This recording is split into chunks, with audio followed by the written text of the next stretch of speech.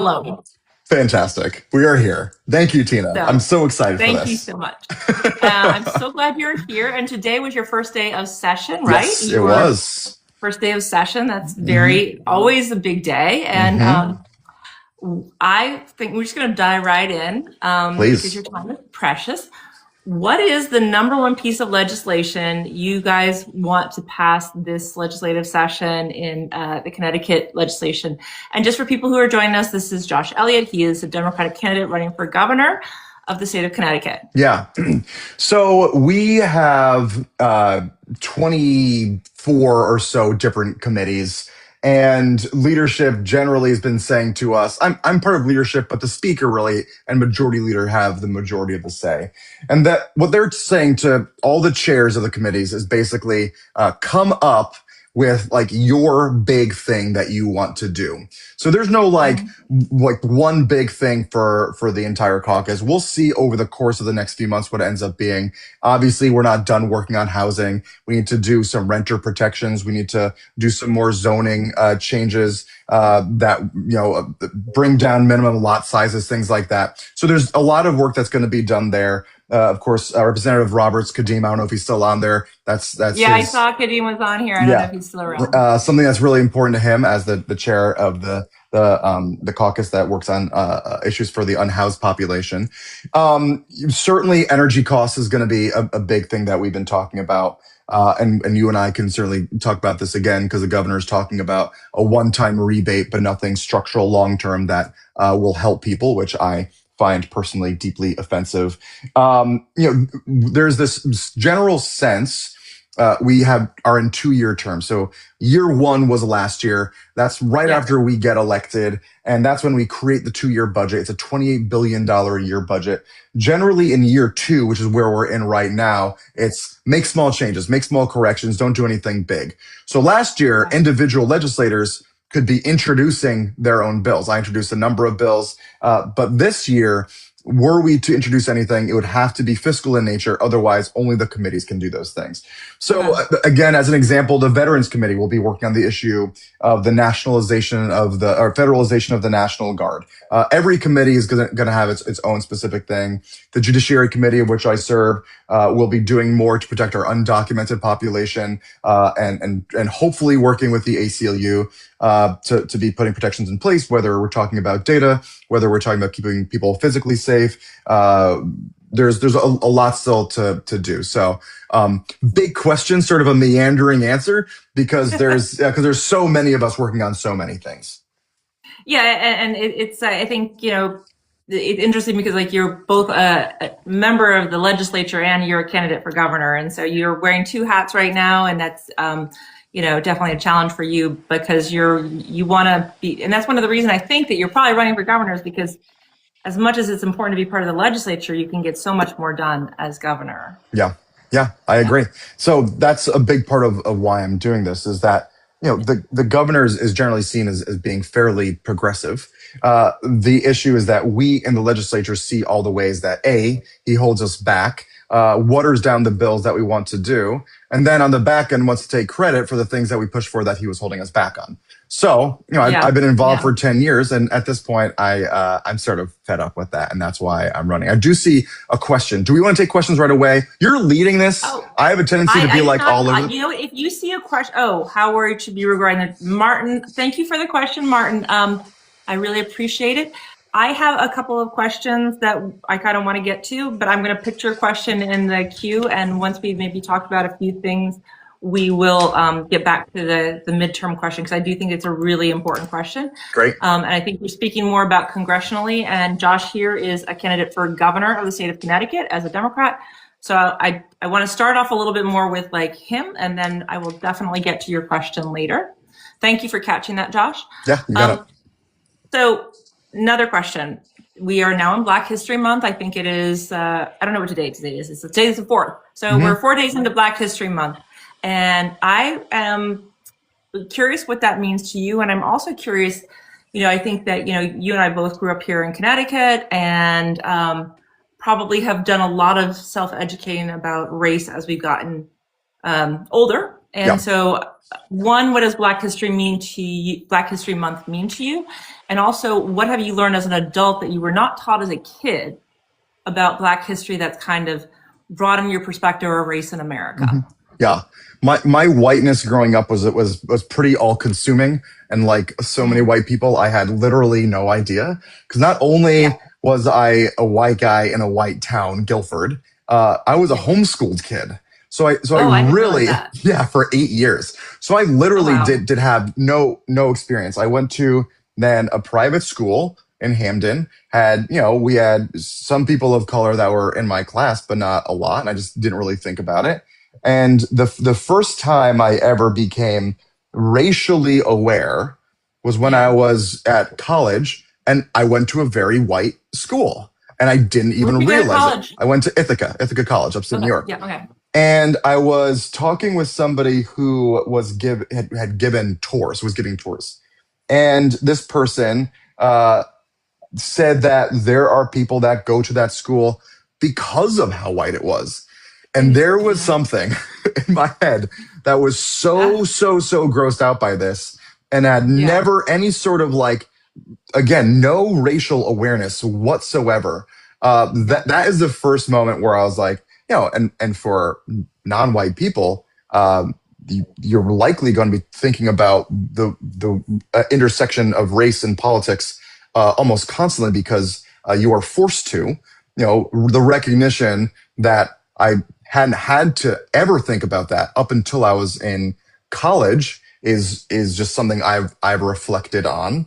Um, Mhm. and now being in politics and thinking about systems and how they affect different populations of people, that is that's that's a lens that is almost like the first barrier of everything that I do. Of Yeah. how does these laws affect people that don't look like me, that people that don't think like me, of people that live in a different place than me, and thinking about that across the board.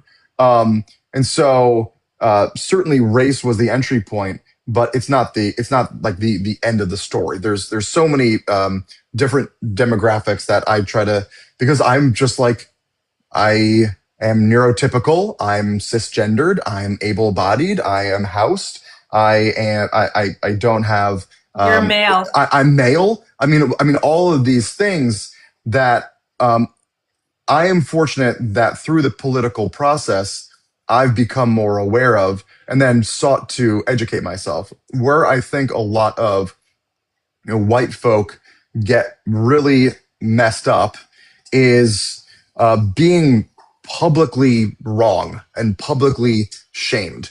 I think being a better white person requires you to say the things that are in your head.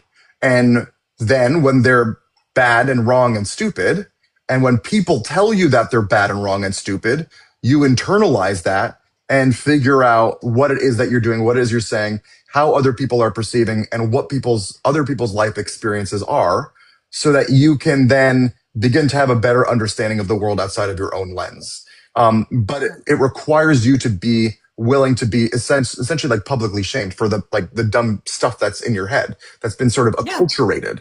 I am happy to be publicly wrong, so that I Yeah. offer myself the opportunity, as long as people trust me, because Right. there's no, first of all, it's not the responsibility of any person of color, of any woman, of anybody, of any race, gender, or creed, to be educating a white male. That is not anybody else's responsibility, other than that own person's responsibility to educate themselves. What I will say is the times that people have trusted me to Mm. tell me the ways that I am incorrect or flawed in thinking. Those are times that have also ended up being incredibly important and pivotal to me, because there are moments that I can recall thinking about my own development. So the question was Black History Month. Black History Month to me is a recognition of the addition that people of color have given to our country and our society, But being a person who tries to read widely, I think about the Ta-Nehisi Coates book where he goes through that evolution of talking about the need to be really cognizant of Black history, and then also thinking about Black history is just history. Why is it Black Yeah. history? It's just history. Um, Right. you need to single Black history out because our society has a tendency to continue to whitewash. Yes. Some of it is passive, but some of it is very proactive, like we're seeing at the federal government level right now with the That's a whole different story. right. So, and so the importance is there to make sure that we are being proactive in terms of recognizing the way that Black creators, Black artists, Black scientists have created the society that we live in that makes it so robust and full. And then there's maybe a dream where that recognition is just inherent in our culture, and then you wouldn't have. And I don't know. I'd be curious if this is like a dumb thing to think that you wouldn't even need that month because you are always being able to appreciate the culture that is diverse. I don't know. That's a thought. I would love to know that we could get to that point at some point. I think you and I will not see that, but perhaps but I do think that would be the goal to aspire to, is to get to a point where Black history is just part of our history curriculum, and something that it's just, we don't have to make it, we don't have to elevate it because it's just so integral in our society. It's just so far away, and we seem to be a little bit further away now thanks to our current federal government. Right. Which is sort of leads to the next question, which is that blue states have sort of a unique position and a unique kind of opportunity right now, frankly, with the federal government to act independently of them.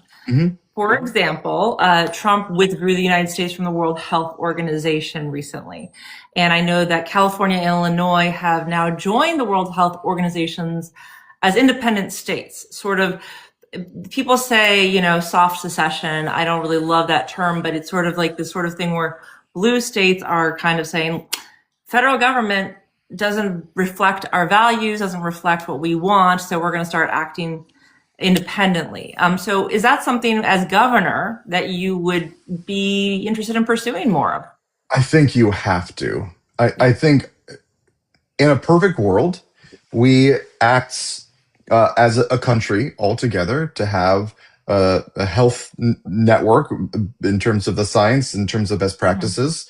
But when you are starting to move away from the trust of scientists, then I think that you need to do what you can to make sure that we are working together. I mean, disease doesn't care about state borders. So look at the COVID, right? Right. So Yes. I think the best thing that we can do is to be working with partners that recognize that there are a lot of things that you and I are not going to know and or understand. And there are things that we are best served by saying that the experts should be the ones to sort of guide us. That's not to say you take everything at face value all the time for the end of time. But when it comes to health, when it comes to public health, I think that we need to be doing as these other states are doing, and maybe creating our own network as states that are led by elected officials who do believe that we should be using science to guide us. And it's unfortunate that we're in this position, but I do think that we need to take action the way that they are. Yeah.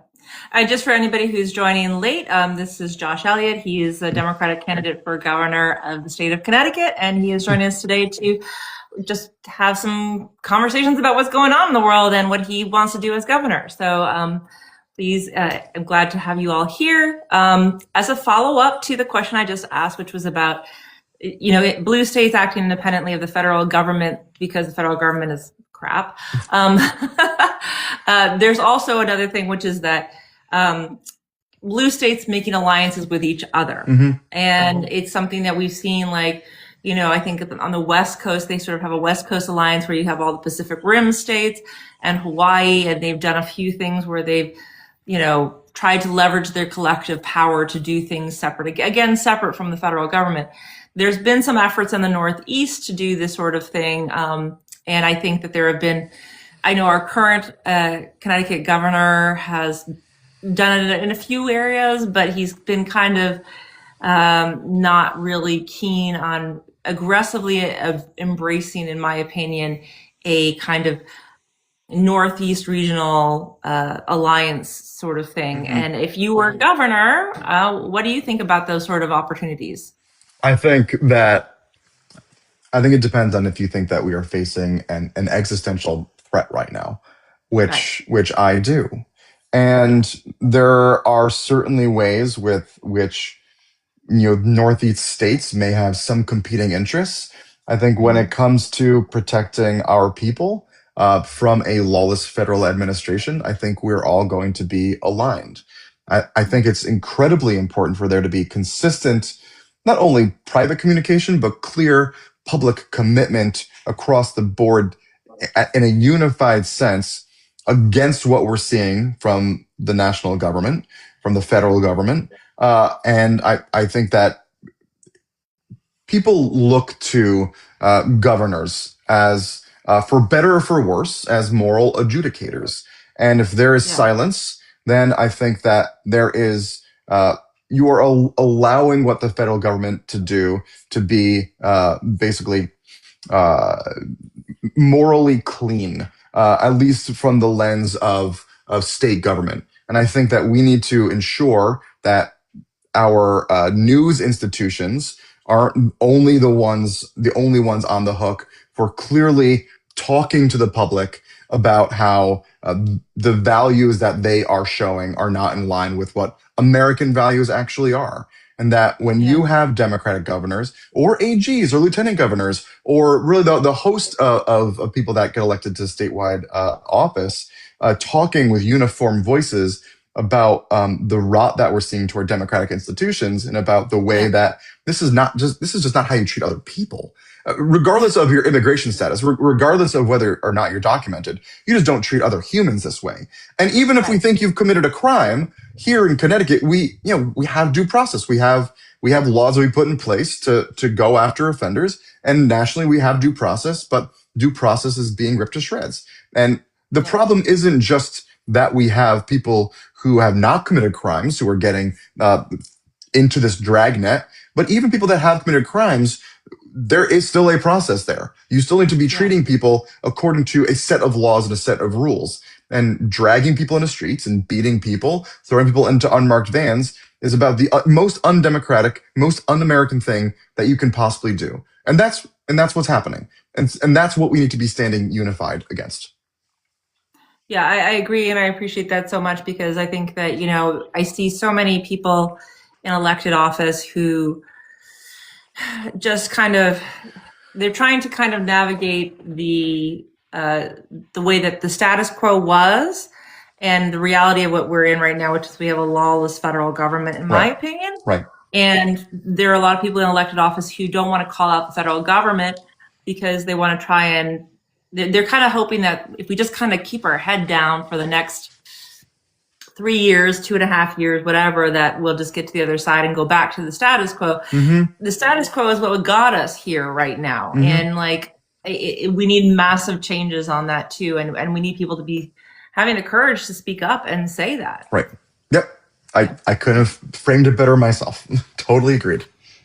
Speaking about speaking up and kind of what's going on in our federal government right now, there's the Epstein files, right? And maybe we'll get in trouble for even talking about this because TikTok doesn't always love it when we talk about the Epstein files.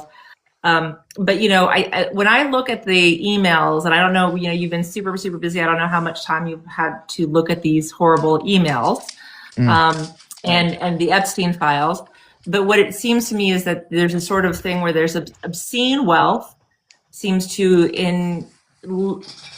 it sort of emboldens these mostly men into believing that they're above the law and they can do whatever sort of reprehensible things that they want and get away with it. And there's this, obscene wealth and power in government and all of these things combined. It's very troubling. And I am not anti-capitalist. I am not a socialist, but like I'm looking at these men Hmm. in the Epstein files who are just doing things that are so abhorrent. Yeah. And I'm thinking about like, and then these people are the same people who are getting elected to office, Right. right? So like, Hmm. what do we as a society do about like the whole concept of, you know, obscene wealth and government being so intertwined? I mean, that seems to be a big problem to me. Yeah, that's a big question. I mean, Yeah, sorry, yeah, it was like a bit of a ramble. Sorry. no, it's not. I mean, I didn't think it was rambling at all. I think it is. I think let's talk about how it just makes us feel. Right. It makes us feel sort of like, I don't know. So I'll talk from just myself. Yeah. It makes me feel powerless. Yeah. Um, it makes me feel as though what we're told about having a system of laws is actually a fiction. It's actually just laws for like people like you and me. Yeah. But once you have enough money or once you have enough power, then there are actually no laws that Right. apply to you. There are no laws like statutory rape. There are no laws like being able to just steal from government coffers or manipulate markets or doing whatever you want.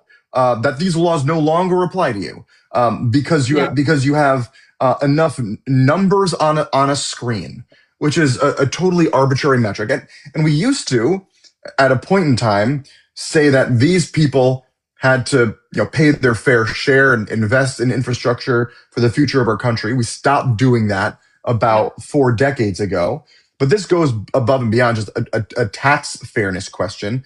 It is just, do we actually have laws that apply to everybody? And I Right. think that what the Epstein files sort of touch on is this idea of oh, maybe this country isn't actually a fair and just place. Maybe things are actually just as bad as the people that were following QAnon or whatever thought it was. The person who's going like for Pizzagate. Like, Yeah. I mean, and then all of a sudden you have something like the Epstein files, which is real, and the people Yeah. who were involved in it were truly involved in it, and we have all this documentation, and it's almost worse than you could have imagined. Um, It's beyond what I could even imagine. right. And so I think that, it is yet another shock to our system of norms where you feel like we have built something where, you go to school, you get a good job, people abide by the same set of laws. It sort of defies what our country is built on, just knowing that there's Mhm. almost this international network of people that have risen above and outside the bounds of normal human decency, and there will never be repercussions. When you who have done all the right things are facing repercussions economically for doing the right things, that you are Yeah. getting punished by higher and higher costs, you will get punished for just living a good, productive life. And so I'm speaking again about how it makes me feel, which is Yeah. just incredibly angry. And I think that's how we get somebody like Donald Trump, is because that anger has Yeah. to get funneled somewhere, and he can speak the language of anger. But show me a Democrat who could speak the language of anger. It just doesn't exist. It's Well, I think Democrats, as a general rule, we have always kind of elevated people who are speaking to our hopes and dreams as right, opposed to our rage and hate, right? right. Trump speaks to rage and hate. Yeah. Democrats aspire to hopes and dreams. So here's what I think. As somebody who did, was in therapy for a couple of years, as somebody who viewed anger Yeah. as a negative thing. Anger is just an emotion. And, Yeah. and so I try to not attach judgment to that emotion, because anger as a motivating force can be incredibly powerful. And if you're able to use your anger in a way that is productive, it can be just as beneficial as love, joy, or hope. And love, joy, or hope can also be. Bear with me, because I'm giving you some. yeah, I'm giving you some room. because I think that if you're only relying on love, joy, and hope, then you are going to be maybe overly trusting, or you're going to be not, maybe you're going to be a bit naive in other people's intentions. I think with, I'm angry, and I was always afraid of what that anger meant. And I'm no Yeah. longer afraid of what that anger means.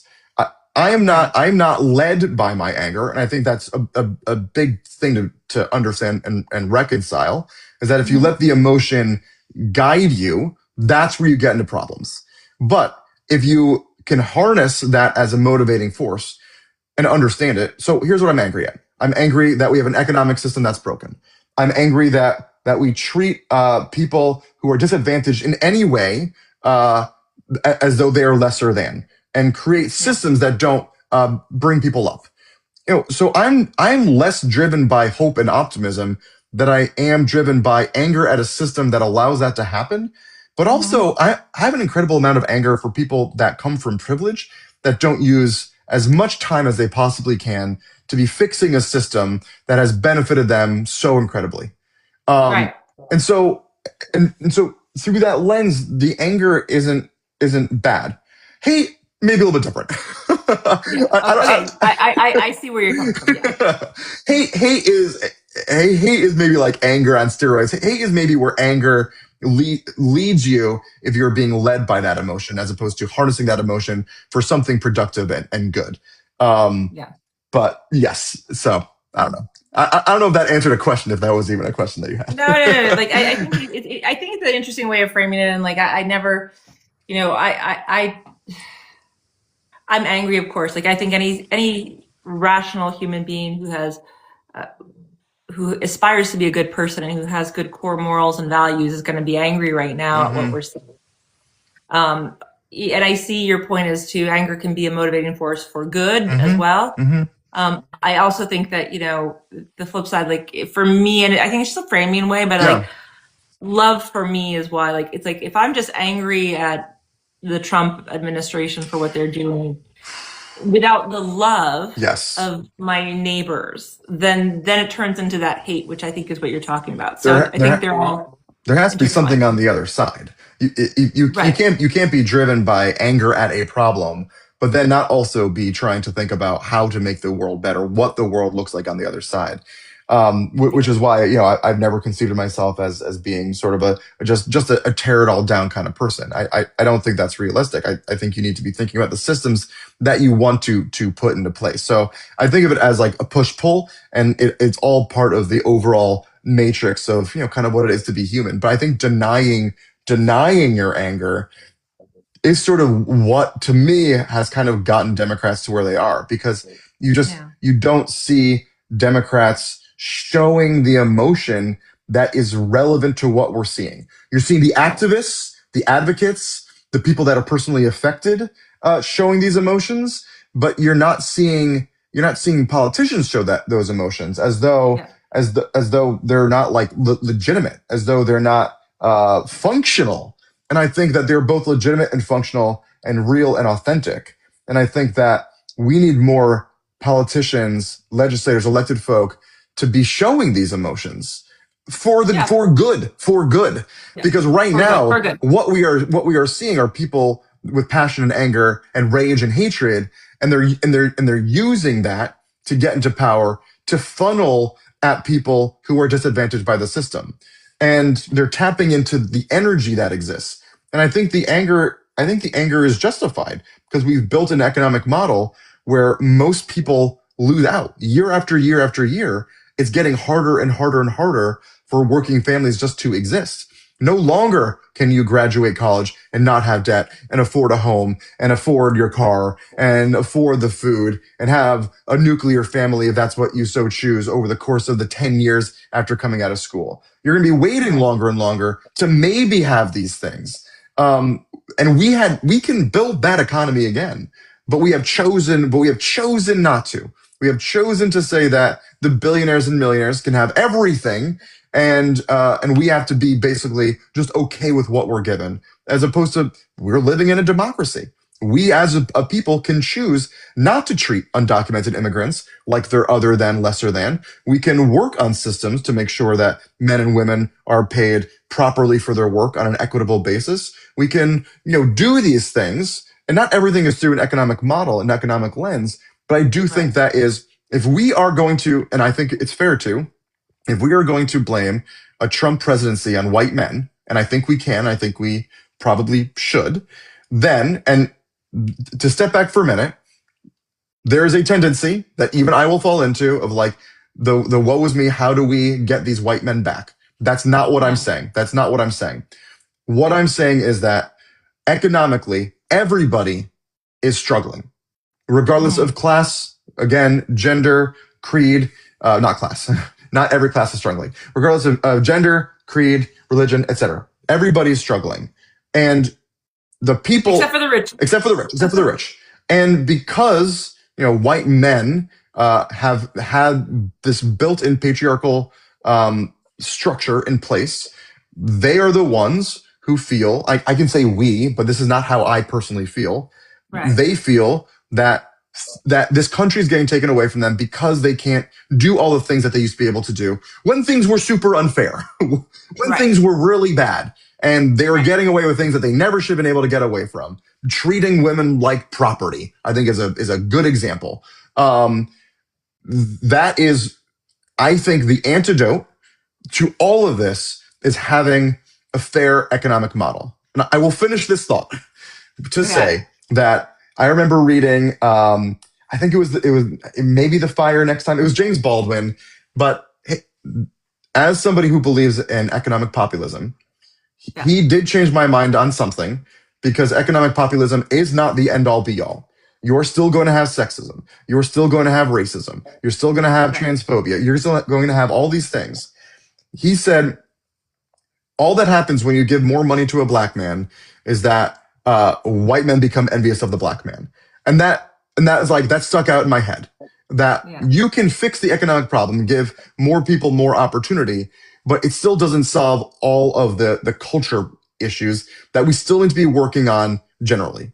Not sure how well government is suited to fix this, but it shouldn't be actively making things worse. And right now, what is happening is government is actively making these divisions in our society, in our culture, worse. And that, to me, is the other biggest problem. Right. I agree. And, I was thinking a little bit about what you were saying about how anger can be used constructively and it can also be used unconstructively. And I think, again, talking about, the white men who are kind of like, oh my God, my life was so much better back in the day. And I think a lot of what Trump has tapped into is their anger at the fact that they perceive the past as being something that was an easier life for them. And then because they don't also have love, because anger with love can be productive. This is kind of where I'm coming at. Anger with love can be productive. They have anger without love. And so it turns into hate.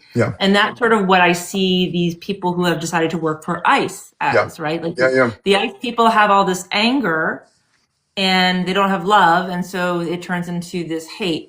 And, we have so far been somewhat lucky in Connecticut. We've had ICE, but not like on the scale of some other places. So we've been, I'm not going to say that the ICE that has been here has been problematic. They threatened me, they threatened my friends, but like, it's not like what we see in Minnesota, California, and Portland, Oregon, and Boston, right?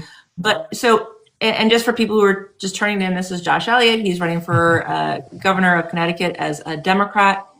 And so I want to say, in terms of ICE, should, when you're governor, ICE comes into Connecticut, they escalate in Connecticut.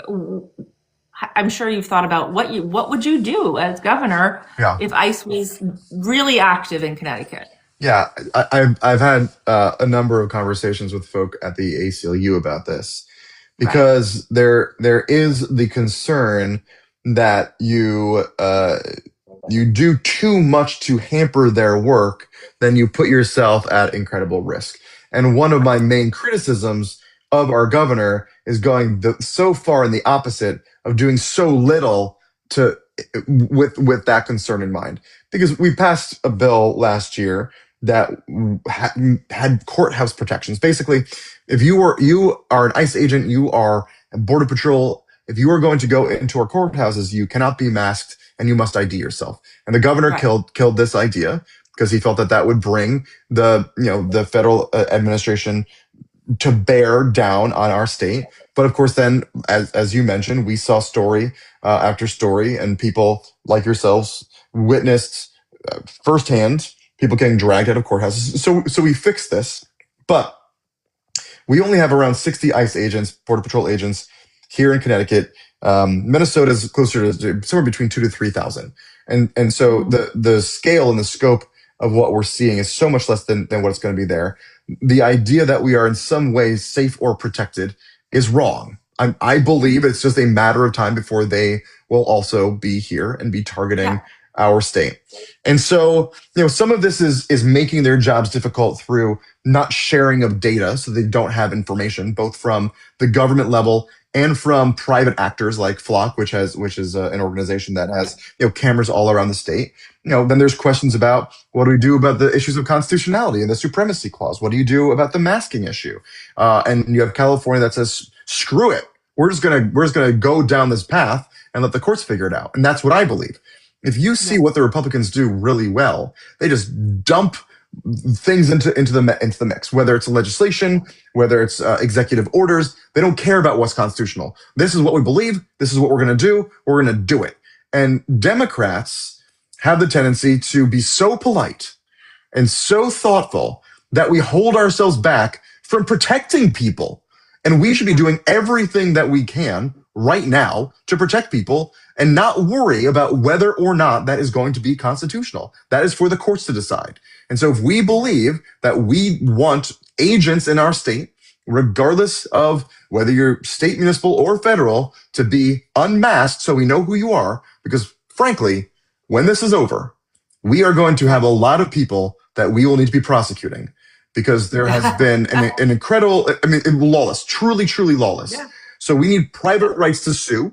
We need public actions. We need more criminal penalties. We just need to be putting more and more things onto the books so that the ICE agent or the Border Patrol agent who is acting as though they have impunity has that moment thinking, oh shit, there's going to be repercussions. Because that is what we need. And then we also need to be not even just putting legislation into place. Basically, government at the state level needs to be educating its citizens on how to keep track of everything that's happening. We need to make sure there are 6 angles every time there's Border Patrol and ICE here, because we are seeing the most insane amount of misinformation coming from this federal government. Doctored photos and doctored videos. We never thought we would be here before, and yet here we are. The only thing that counteracts that is making sure that you have plenty of information for posterity. That's what is truly, truly important. So we need to all be taking care of ourselves and building networks that government fosters to ensure that people are safe. Yeah, and I just saw earlier today that Tish James, the Attorney General of New York, has said that she's going to be doing something where I'm not quite sure how it works or how she's going to set it up, but that they're going to have like literal, instead of having civilian observers of ICE, they're going to have official observers of ICE, and I think that's a great idea. I'm Yep. really happy about that. Yep. She's big fan of Tish. She's great. Yes. It just going to sort of shifting over to the elections. Martin earlier asked about how worried we should be about midterms, and I wasn't sure whether he was asking about. I think he was asking about whether or not the elections are going to happen, because there's a lot of people who are concerned about that. Yeah. I personally think that it's state by state, because we still have states control our elections currently, and you and I both know Stephanie as our Secretary of the State. I think I have a lot of faith in her. As do I. Do you think we should be super concerned about midterms being a problem? I don't know, the jury's out on that. So am I concerned? Yes. Why am I concerned? I'm concerned because I think that if they could swing the election, they would. I mean, you even just saw in Georgia how the FBI is like post hoc trying to create this narrative that again the election was stolen from Yeah. something that is years and years settled to because Mhm. there's this fiction that our narcissistic sociopathic president thinks that because he did not win that therefore it was stolen and Yeah. is then trying to create the reality around his addled rotted brain. So that is why I'm worried. I'm worried because Yeah. of the headspace. Why Right. I'm not worried is because of how elections are actually functionally managed, where you have Right. Republicans and Democrats at the local level. And I have worked a full day at an election site, and I just see the people that do this work. They just want Yeah. civic democracy to keep on ticking. And the vast majority of Republicans and the vast majority of Democrats believe that we should maintain a civic democracy. And so the people specifically that get involved with that work want to see that work go well. And, you know, can they stop armed guards coming outside of an election site? No. Like how many things should we be envisioning? How far along the spectrum should we be preparing for? And again, I don't necessarily have an answer for that. I mean, some of the question about the federalization of the National Guard, we're talking about they can't be doing immigration enforcement. Maybe we need to be talking about they can't do, voter intimidation in Yeah. other states or what have you. Again, I think this is going to be a matter of us paying very, very close attention about what is happening, gearing up to the midterms, and then preparing then. I am concerned about being the boy who cried wolf and Mhm. just always saying, oh my God, oh my God, oh my God, for things that aren't necessarily real. Because as we do those things, there are other things that the government can be doing that are actually truly devastating and harmful. And then it's hard to make people pay attention to those things if people are just getting totally overwhelmed. At the same time, I think that protecting our democracy is is underpinned by ensuring that we have safe elections, safe in terms of knowing the results are real, but safe in terms of knowing that your bodily safety is will be intact going to the election site. It's why I also believe in voting at home. And building up that model of permanent no excuse absentee ballots and early voting and being able to track your ballot and having a whole framework in place like other states do. And we are still somewhat backwards in creating a truly unified voting system, but we're slowly making progress toward that. Um, I align with you to say that I'm not super worried, but I think that we need to be very, very aware and very, very prepared for what might happen and start thinking those things through. Torch was asking a question about something, but I want to just touch on one quick question before I'll get to Torch's. Torch is in Meriden, so he's one of our Connecticut friends here. Yeah. So since we're just talking about the election, I know that there's three major candidates on the Republican side. We've got Aaron Stewart, Yep. Fazio, and someone who was Lieutenant Governor of New York. Yep. So what are your thoughts about, and then we're going to get to Torch's question. So Mhm. what are your thoughts about your Republican opponents? I mean, we'll start with Betsy McCoy, which is to say that I actually met her for the first time today. Oh, I mean, she was at the Capitol. oh, She you seemed like, found it. yeah, she seems like a normal enough human. And then you look Is at, she from Greenwich too? How many Greenwich people have we got in those races? yeah, her and Ryan Fazio, both Greenwich, Yeah, and Ned, and yeah. Aurora and Henry Aurora if he Oh, runs. I know, got some. Well, when I was going sorry up, for the dogs. you're Sorry for the fine. dogs. When I was getting up and going to the other room, I was getting my dogs here too. I'll actually show you. Okay. I'll show you both of Oh, them hi, right there, babies. hanging out right there. Oh, Um, the two of them, they're at the window barking at something outside. so, what do I think about my Republican challengers? So, you have Betsy McCoy, who was a Newsmax, hard right anchor, who is running I don't know. Her campaign just doesn't make any sense to me. I have a hard time imagining she will make the money. She's running a campaign of ad hominem attacks at the governor. You know, I go after the governor very hard. Yeah. I try not to do straight ad hominem. I think that the criticisms that I have are founded in very serious policy differences, but then Yeah. also in terms of how the state is managed. She seems to be more inclined to just attack on face value. I think Mhm. she's going to have a hard time making progress that way. Ryan Fazio and Aaron Stewart they're serious competition. They're Yeah. both in their 30s. I'm 41. The governor will be 77 by the time he finishes his third term. Yeah, I mean that sort of speaks for itself. I mean, I don't need to really editorialize on that.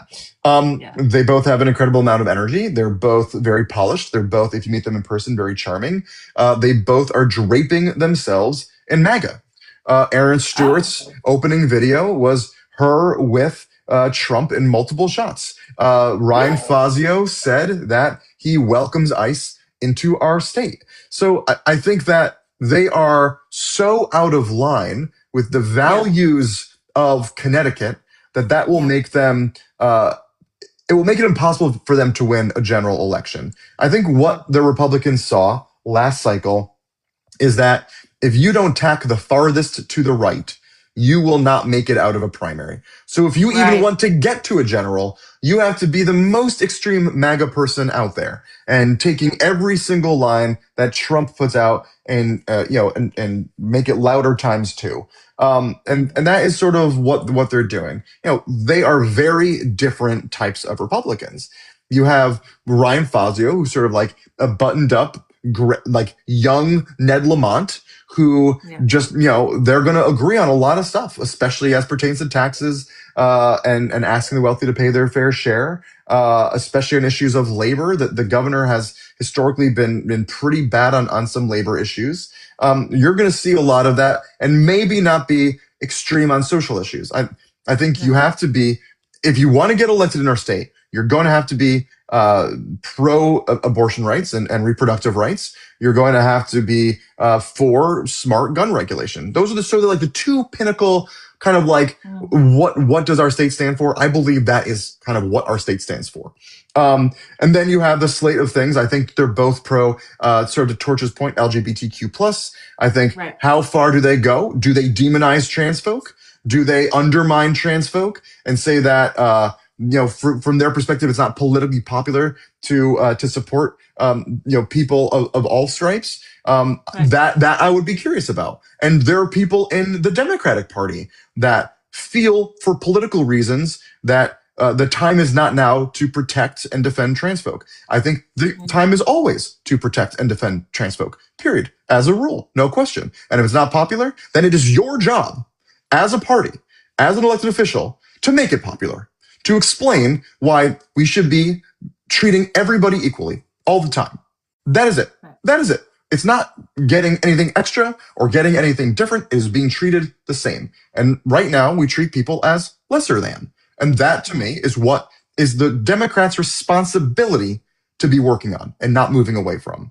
And so when we see some of these questions that the Republicans might find thorny when it comes to some social issues, I'm curious to see where they stand, because Aaron Stewart, who was the mayor of New Britain, has said that she is pro LGBTQ plus rights. But again, is there a spectrum there? Where does that end? Truly all rights, or just some rights for some of the community? Like they shouldn't be jailed for being LGBTQ, but we don't really want to see them anywhere. That's kind of like what I feel like she thinks. Right. Yeah. And so we'll see, as she's asked. I will say they are, I try to do maybe too much fully nuanced answering of every question every time. Even knowing that sometimes I'm going to lose people, because I think it's important not so much to know what I want to do, but I think it's important to know how I think. So you're not going to be able to ask me every single question under the sun about every single thing. But if you know where I stand morally, and if you know where I stand ethically, then you're going to be able to make a good guess on where I stand on a whole host of issues. So when it comes to Aaron and Ryan, I will be curious to see how they answer difficult questions because what I've seen from both of them is they will try to evade difficult questions and go back to tried and true responses. Sometimes answers are going to require nuance and don't have, whether you're a Republican or a Democrat, a very clear line. Oh, Josh, I just lost your yeah. We lost your audio, Josh. Can't hear you. Oh, Oh, did you lose can me? you? Oh, yeah. Now you're back. I don't know what happened, but all of a A sudden, telephone call was coming in, so oh, I had to yeah. flick it off. I don't think Okay. I can do like airplane mode or something. So I don't know. A thing to fix for No, next yeah, time. yeah, no, that makes complete sense. I just was like, you just lost you for a second, but you're back now. I'm here. So I don't want to take too much more time, but I have a couple of quick questions because I think you Please. kind of touched on Torch's Sure. question. I hope that you answered it for them as much as they needed to hear about your place on LGBTQ. But Yeah. um, Diane Keefe of Norwalk was asking about climate change and kind of where we're a coastal state. Yeah. And so we have a lot of climate change issues. And she just wants to kind of know where you stand on climate change and how you would, be proactive as a governor doing that. Yeah. I mean, the answer isn't just energy. I will tend to focus on energy and making sure that there's less carbon creation, more carbon recapture. Right. That's the big thing. We need to be focusing on coastal resilience because we are at risk there. We need to be focusing on natural ways of ensuring that we are ready for climate change over the course of time. We need to be working on transportation issues, less cars on the road, more public transit, really, really important. More walkability, more bikeability for our denser urban centers, truly important. We need to have denser housing. The problem with more building ends up again being more carbon in the air. So we need to be really careful about questions of just only relying on the idea of abundance. Abundance may be part of an underlying theory for housing, but it is very unlikely that that's the only thing that we can and should be doing. There's plenty of buildings already in place to make better use of, and we need to provide more subsidies for that. And certainly then backing up science, whether it is through the way that we talk about science and being as well educated as we possibly can to be able to talk to a wider audience, and then also investing in our science, specifically climate science. There's always this thought that, well, we're a small state, we don't really matter in terms of the overall country, in terms of the overall world. In fact, I think even Ryan Fazio, just like within the last day or two, said that Connecticut basically doesn't matter. So that when we take Wait. yeah, that when we take public benefits away and we don't have, investment in renewable energy, or we don't have a better energy efficiency, that it doesn't really matter because we're a small state. I mean, and that's I just really want to go back to Ryan Fazio could now make like that. Like, I really hope that there's an audio clip of that because if Ryan Fazio is running for governor of Connecticut and he says that Connecticut doesn't really matter because we're a small state, that's I the mean, press. It's already that's out an there. attack ad right there. Like, I Yeah. mean, like I would make that a billboard. Yeah, I know. I know. It is. It's jarring. Oh my And God. and what I'll say, to Torch about the LGBTQ plus community, what I will say about this question, whether it comes to climate change and sustainability, is that boy, I do not need to be the smartest person in the room. Just get me around a bunch of people that are affected. Tell me how we fix the problem. Get me into a room of scientists. Tell me what we got to do and what laws we got to put in place. I am here to be a conduit for the people that understand the problems better than me and understand the solutions better than me. I can do as good of a job as possible to get to as much of a place as possible of understanding, but I will be constantly seeking education from impacted folk and experts in whatever industry that we're talking about. That's the most important thing. I think it can't. I mean, anybody who I respect as an elected, I respect that they are willing to listen to people who know more than them, and that is the most important thing I think personally, because none of us are experts on everything, Yeah. and yeah, and that's really important. So, quick question. This is just a personal question. So, this is Josh Elliott, who's running for a Democrat, running for governor of Connecticut. Um, if I recall correctly, the lieutenant governor runs separate from the governor. Is that correct? And That's like, correct. what would happen? So, assuming that both you and Ned are in the primary, I would assume that you, no matter what happens in the convention, Hmm. Ned will be running the primary. Hmm. Lieutenant governor, how does that work in our state? I just don't even understand the logistics. Yeah, run separately. So if I win a primary, then I will be on the ballot with Susan Beiswitz, our lieutenant governor, in November. And so, Yeah, I'm assuming that there's no one running against her. no. No one's like, yeah, yeah. No, So, people have asked, like, am I finding somebody? Is there a slate? It's like, no, I have no problem with the rest of the slate. I think they're all doing like pretty good. yeah, I have a problem with one person and one person alone and the way that they run the state, and that is our governor. I yeah. think, yeah, Yeah, and it's like we've had conversations about this. Like Ned did a good job during the pandemic, and I think he's a good, decent person. But like, I just sure, don't think he's the right man for leading us through two more years of Donald Trump. right, We can do better. We're a blue state. We can do right, better. We can be more progressive. We yes, can fight for these things. And the people who say that Connecticut is too conservative for someone to the left of Ned, and I don't consider myself super far left in any way, shape, or form, but yeah. like I I also think that Ned's quite far to the right of me. Yeah. I mean, what I say to anybody who's concerned about a progressive candidate for governor is this. Yeah. We flipped 30 towns last year. Yeah. The wind Yes. is at our backs. If we are ever Exactly. going to Yeah. have a progressive governor, an FDR style governor, it will be Yes. this year. It's yes, yes, yes, yes, yes. I am 100% there with you. And it's the same thing like all of these people who are so afraid of losing Yeah. that they go to the most conservative, not necessarily conservative, the most traditional type of candidate. Like, What's the you point know, of winning?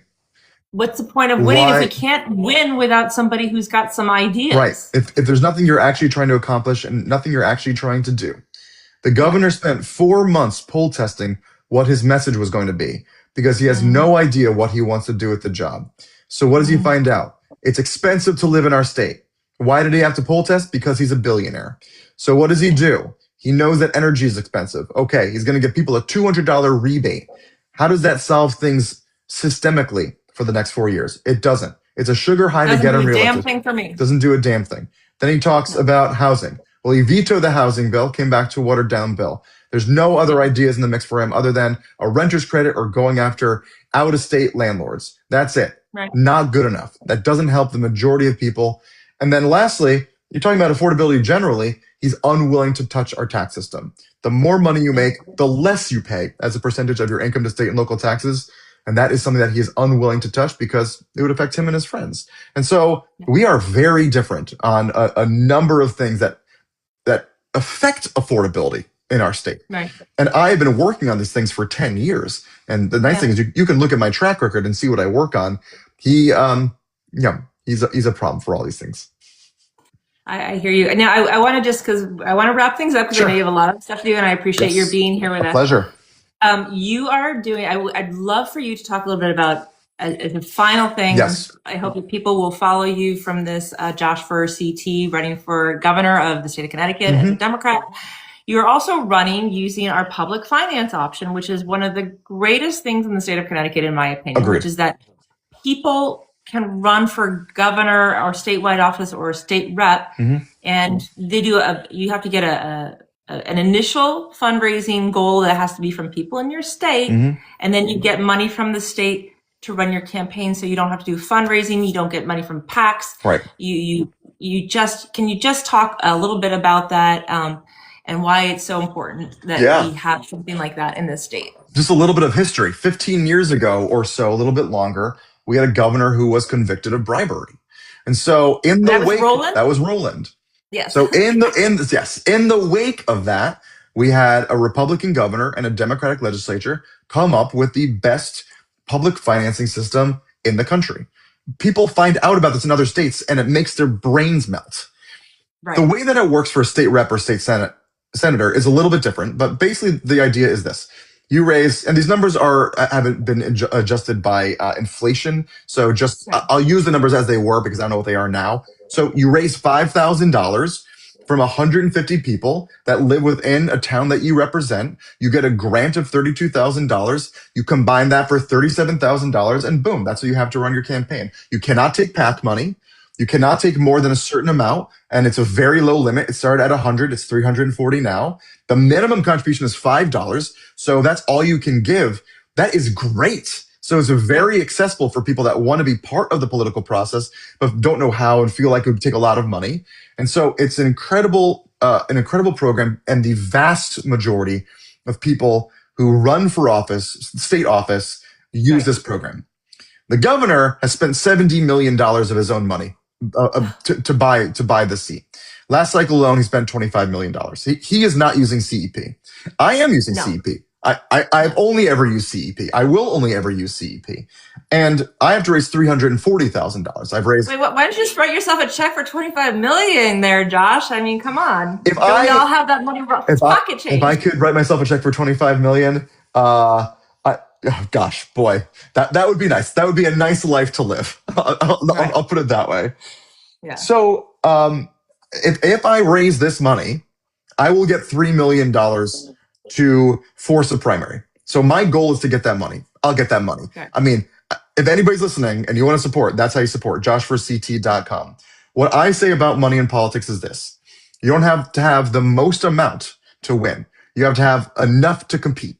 Once you have enough to compete, then it's about who has the best message, the best organizing skills, works the hardest, whatever it is that makes a good candidate and a good campaign a good campaign.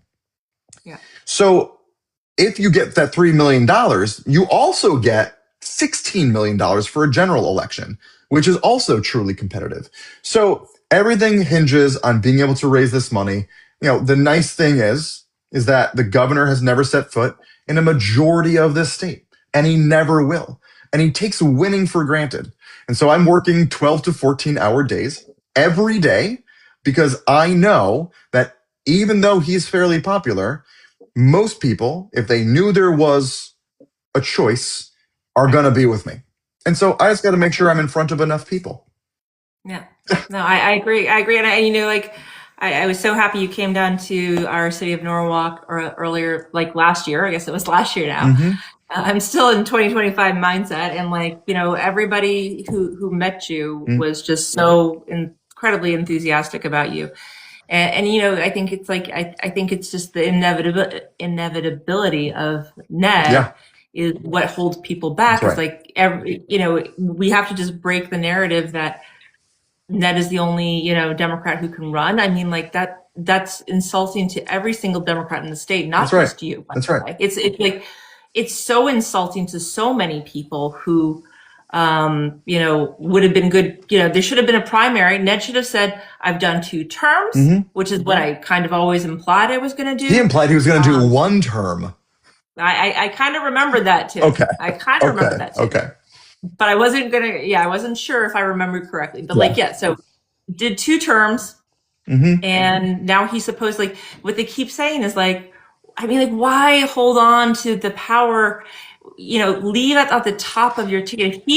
Hypothetically, if he wins a 3rd term, by the end of his 3rd term, people are going to be so sick of him. He's going to go out on a bad note.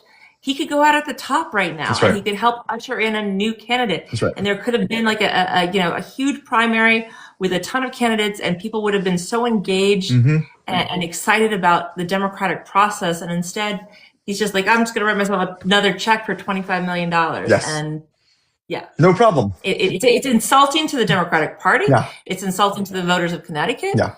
And it's just insulting to the people who wanted to run. Because you and I both know you were one of the people who wanted to run, but there was about half a dozen other people who were lining up to run for governor. That's right. Good and people. And then he said, I'm going to run again. Good people. Yeah, that's right. Good people. Yeah. Yeah. And I'm really grateful to you for not being cowed by the fact that he's the incumbent governor and for stepping up and running. And it's very inspiring that you're doing this. I'm very grateful for you. I think we need people that are willing to take on big fights. Yeah. And just as a point of reference, assuming it's okay with you, I'm going to put this on YouTube. So Please. Anybody who can make the actual TikTok, there are a lot of people who don't do TikTok anymore. Of course. So we'll be putting it on TikTok.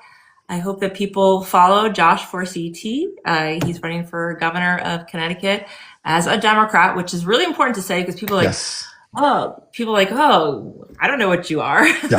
Yeah. That's right. That's right. So, Well, this was great. Thank you for making the time. I had a great time. oh, thank you. Thank you. This is fun. And thank you so much for coming on and talking stuff with me and getting to hear more about all your ideas. It was a blast. Yeah, same. All right. I'll talk to you soon. All right. Take care. Thank you so You much. got it. Bye, everyone.